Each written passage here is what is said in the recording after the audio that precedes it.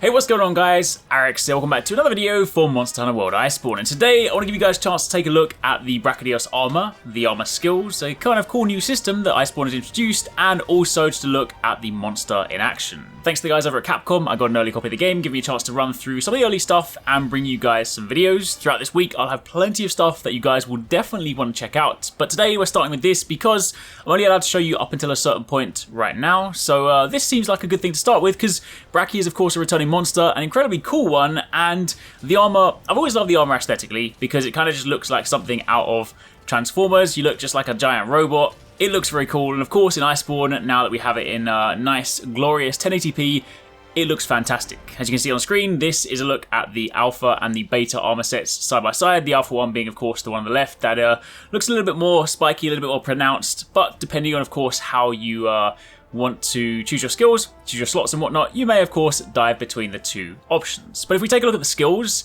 then this is rather interesting because this brings about something that I want to talk about in Iceborne. It's something that's been introduced, and it doesn't just apply to the Brachydios armor, it applies to quite a few different armor sets, and that is the notion of skill boosts. That's kind of what I'm calling them. As you can see here, the set bonus for this one is Brachydios Essence, and this raises the maximum level of the Agitator skill. So as you can see, if we go over to Agitator, by default, Agitator normally goes up to level 5, but any skill that has the option to have a skill boost, you see these purple options in the bottom. And you can see, in this instance, Agitator can now go up to level 7. So instead of having the previous cap, which would give you 20 plus attack and the 10% affinity, you can instead go up to level 7, giving you plus 28 attack and 20% affinity. Now, this doesn't just extend to this skill, different armor sets will provide you different bonuses. It is, however, worth mentioning that you can't simply take a different armor set and just spec in 7 points in Agitator, because if you don't have the set bonus to allow you to have the boost, then of course you're just wasting points. So you obviously do need to pair it with the appropriate set bonuses, which is rather interesting because of course it means if there is a skill that you really want to go after, if there's something that you kind of want to spec around, then it's going to make for some rather interesting mix sets because you may actually be kind of pursuing these skills just so you can get that boost to get a lot more out of those armor skills. So that's pretty interesting. Of course, on top of that, we also have level 3 Stamina Thief, and as you can see, Stamina Thief is another skill that can benefit from the skill boost. Obviously, you don't get that from the Brachydios armor, you get that from a completely different set of armor, but the principle remains the same. In this instance, you just get 40% exhaust power by being a level 3. You can ignore attack boost because that's of course my talisman. You then have level 2 blast resistance, which, you know, it's kind of a given. Being a Brachydios armor set, Brachy is all about blast, so having some resistance by wearing its armor kind of makes sense. Level 2 will greatly delay Blast Blight, and it will also reduce the damage of Blast Blight as well. So very important, and also factoring in that if you're fighting Brachy, Blast now works a little bit differently because if you get caught by that, typically if you've kind of dealt with something like Teostra in the past, you'll know that you roll 3 times and you shake it off. But with Brachy, you actually have to roll 5 times, so it is a little bit more potent because if you kind of forget about that and you get caught with those explosions, they can do quite a bit of damage. Of course, on top of that, you have level 2 blast attack, giving you plus 10% blast buildup and a bonus 10. You have artillery level 2, which again you'll see is also another skill that can go beyond the previous level 3 cap. It can actually go to level 5, which looks incredibly exciting.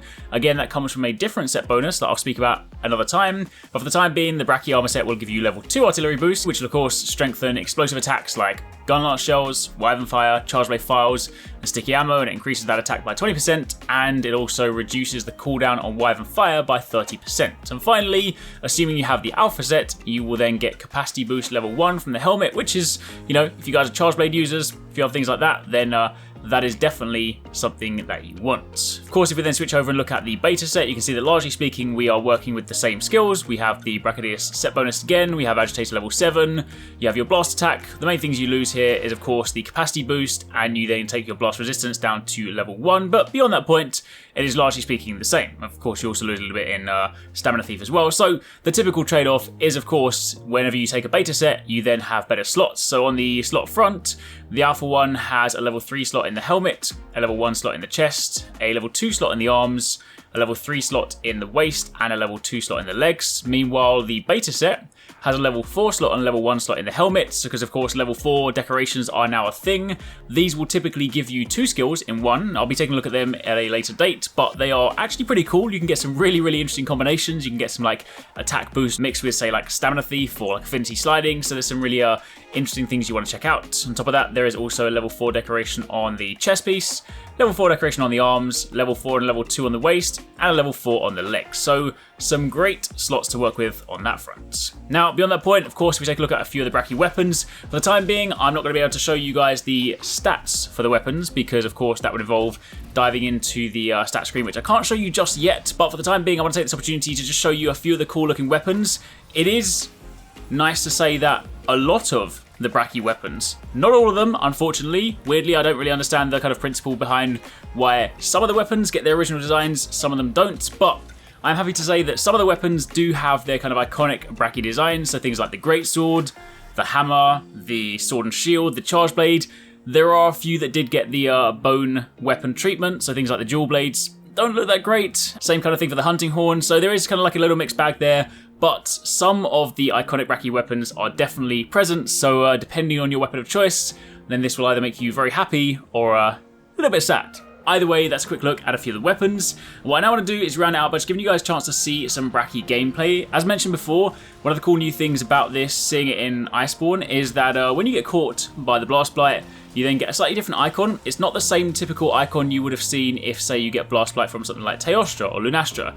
It's got a dedicated icon because, of course, back in the day when Brachy first came about, he introduced slime before it was then turned into blast, so he has a different icon. If you get caught by that, you need to roll 5 times to get rid of it. It's also really cool because when you see his slime pools or his blast pools put all over the ground, if you think back to, say, when you played in the handheld games, because of the way they were visually, they were very kind of obvious, but sometimes when you're fighting like in the volcanic area, they kind of blend into the ground, so it can actually be quite dangerous. And also some of them, they like blow up instantly. Some of them aren't as telegraphed as before, so like when he does this thing where he puts the fist into the ground, instead of it being this very obvious area where, you know, in the handheld games you can see where it is and you run away, now it just explodes in these different pools, so it actually becomes quite threatening. So I really like what they've done with him in Iceborne. He's like a really, really cool fight. So definitely something that you guys have to look forward to when Iceborne launches later this week. For the time being, that's enough rambling for me. I'll leave you guys with a little bit more gameplay. Let me know in the comments down below what you guys want to see. I do have plenty more stuff coming your way throughout this week. I've got another video dropping later on today, and I've got plenty of videos every single day